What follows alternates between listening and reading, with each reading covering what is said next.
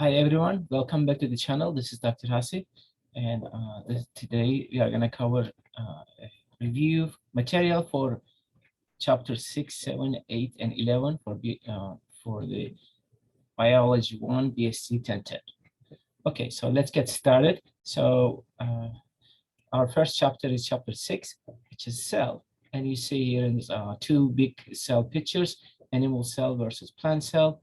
Um, so make sure that you actually study about the microscopes, some other biochemical techniques to study cells and the membrane systems, which regulate protein and traffic and also perform metabolic functions.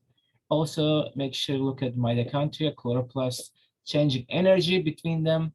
Um, and always remember a cell is greater than some of its parts, so always remember that. So um, we need microscopes to study cells. Obviously, they are just too small to see with the naked eye. We could only see certain things, maybe frog eggs or chicken eggs or some other items. But if you want to see most plant and animal cells, nucleus, most bacteria, mitochondria, and some small bacteria, we need light microscopes. If you want to see anything smaller than that, like smallest bacteria, viruses, ribosomes, proteins, lipids, atoms, so you must go, well, at least small molecules, you must go electron microscope. So make sure you check these different types of microscopes. Scanning electron microscope for the scanning surface material, or transmission electron microscopes, but if you want to see internal structure, make sure you look at that. Cell fractionation, which is separating the organelles based on their mass and using spinning some centrifuge techniques, certain amount of times. Make sure you check those. Um, Comparing prokaryote versus eukaryotes, always remember plant and animal is eukaryote, but also there are bacteria and some other prokaryote cells. They have also plasma membrane, cytosol, they carry genes with chromosomes, and also they have ribosomes. So eukaryotic cells, like you see in these pictures, they have all the basic organelles, starting with plasma membrane, which is a selectively permeable layer, which actually only lets certain things get in, like maybe oxygen, nutrients, waste to the surface volume, and some other things actually much harder to get in. So plant versus animal, a lot of organelles are very similar. The plant has special organelles like chloroplast, we know, central vacuole, we also know, and also cell wall that animal cells don't have. So make sure you compare and contrast between these two types of cells.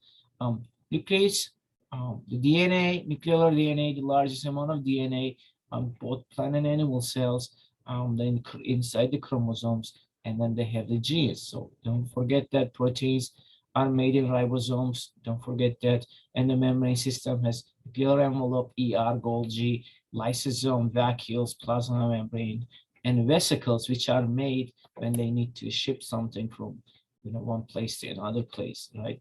There is two types: rough with ribosomes on it, and smooth with no ribosomes on it. So they both have functions. Smooth doesn't have ribosomes, but they can also synthesize lipids and metabolize carbohydrates. The rough obviously has ribosomes, and they definitely make proteins. Golgi can shape stuff. Lysosomes can digest using hydrolytic enzymes.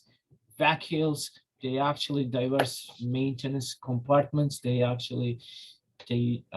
might be food vacuoles, contractile vacuoles, like for the organisms they live in aquatic environments, and central vacuoles, like large big vacuoles we see in plants, right? And mitochondria and chloroplast, of course, two very, very important organelle. They exchange energy. Mitochondria is the cell's powerhouse, we know, which uses the oxygen to generate ATP. Chloroplast is actually carries out the most important the most important reaction on biosphere, which is for the synthesis. So we already covered that. In mitochondria, we'll talk more about it also in coming chapters, and then cellular respiration and structure. Make sure you check the structure of mitochondria and chloroplast, which has the thylakoids on top of each other inside, which they can make ribosome. They have DNA. Both organelles have DNA. Don't forget. And a lot of other organelles, and of course cytoskeleton, which is an organelle which actually it's like a web-like structure, like microtubules, microfilaments, and intermediate filaments. So make sure check those. And there is a table in the book that actually compare and contrast. In cell wall, which is in a plant cell organelle, which is outermost organelle in plants, which protects the plant cells, gives them this shape that we see, and prevents excessive water uptake inside. So make sure you check those. And then 3 parts of primary cell, cell wall: primary, middle lamella, secondary walls, and plasmodesmata, which are the channels that they actually exchange stuff between neighboring cells. Extracellular matrix is an animal cell feature, which is outside of plasma membrane in animal cells, and can have gap junctions, tight junctions, or desmosomes. So that's what 6. Chapter 7 is basically membranes. Membranes are very special. They have their own chapter. They are fluid mosaic, a model of lipids and proteins mostly. They are selectively permeable.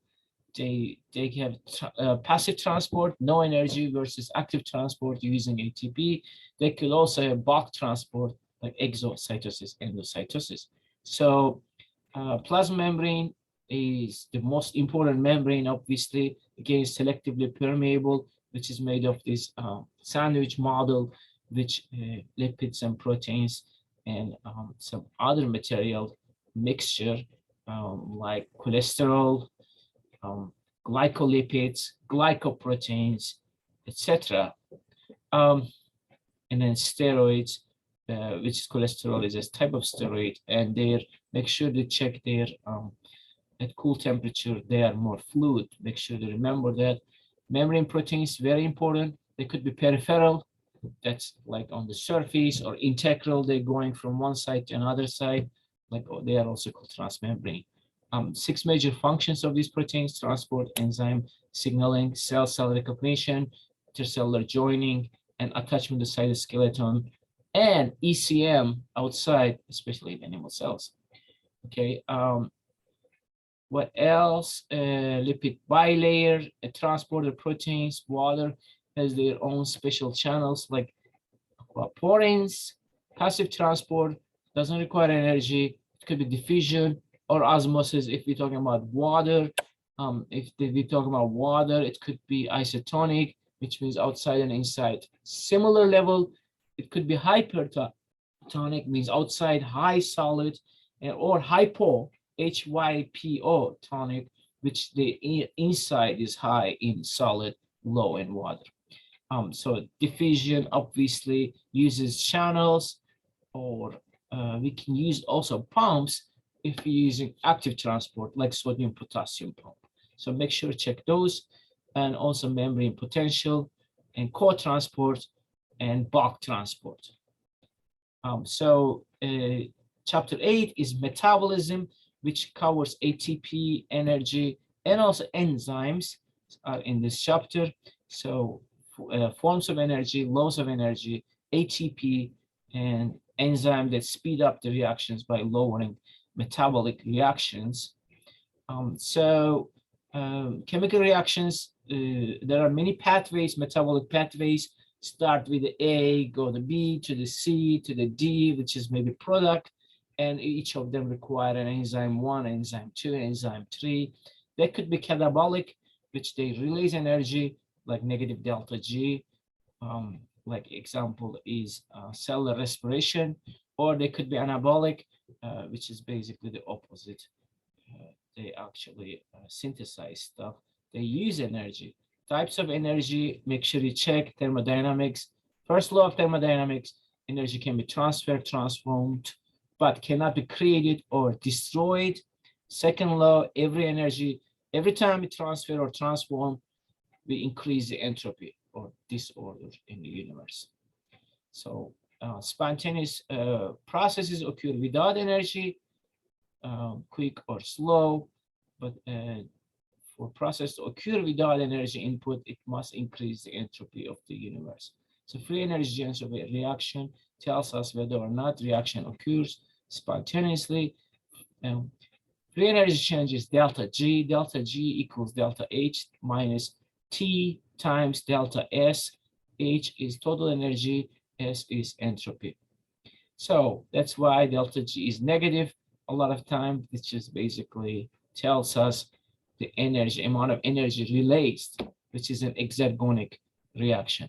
The opposite will be delta G positive, which will be endergonic reaction. That's actually absorbs energy to build something. Okay, and ATP is obviously the cell power cellular work, very, very important. ATP is made of ADP plus PI. We will see this again in coming chapters.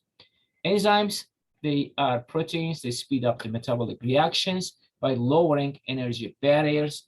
If you take, for example, sucrose plus water and sucrase enzyme, we can break it down to the glucose plus fructose. Enzyme, how they do that, how they speed up the reactions, they catalyze reactions by the lowering activation energy, EA. So that's how they do that. So every enzyme must have a substrate specificity and an active site. They can actually go and they bind to that enzyme. Every enzyme has an optimal pH, optimal temperature, concentration. They work best. So always remember, enzymes can have cofactors like non-protein enzyme helpers. They could be inorganic like metals or organic like vitamins, coenzymes. Enzymes can also have inhibitors. They could be competitive inhibitors. They bind to their active site, or non-competitive inhibitors. They bind to the other sites. So that's enzymes. And chapter 11 is about signaling or cellular communication. So our goal in this chapter is developing an understanding of external signal reception, transduction, and response. Okay, so external signals converted to response within the cell. So reception is the signal molecule binds to receptor. Transduction, you see here in this picture, which is basically the cascades of molecular interactions transmit signals from receptors to relay to the other molecules. And response, the final thing here, which is transcription regulation or cytoplasmic activities, that's actually response. So that's signaling. Signals can be external, again, converted to the external signals convert the response within the cells. They could be local, like neighboring cells, or long distance in plants or animals. They might use hormones to actually long distance signal things. Three stages of cell signaling you see in this picture are reception, transduction, response. Okay, the reception must start with a signal molecule, which is also called ligand. Okay, and then we must have a receptor. A lot of plasma membrane proteins can be receptors, like G protein coupled receptors, receptor tyrosine kinases, and ion channel receptors. So make sure you study these, and they are in different type of organisms. And transduction protein kinases, which transfer phosphates from ATP to protein. This is also called phosphorylation. If you do the opposite, that's dephosphorylation, removing phosphates from proteins. Second messengers, they are small proteins, water-soluble molecules, or ions that spread throughout a cell by diffusion. Cyclic AMP, one of those. Adenyl cyclase is the enzyme in plasma membrane, converts ATP to cAMP or cyclic AMP. Calcium is an important second messenger in the cell. nuclear or cytoplasmic responses are some of the response, which is the cell signaling leads to regulation of these two or one of them. And we might have cascades of cascades of reactions, and then they could be amplified to actually amplification of the signal, specificity of response, and termination of the signal. So make sure you check those, and when it's done, the termination of the signal takes place. And apoptosis, which cells that infected or damaged or reached end of their functional life undergo programmed cell death called apoptosis. So this is it for today. Thank you for watching. Don't forget to subscribe to the channel, and see you in the next video. Bye now.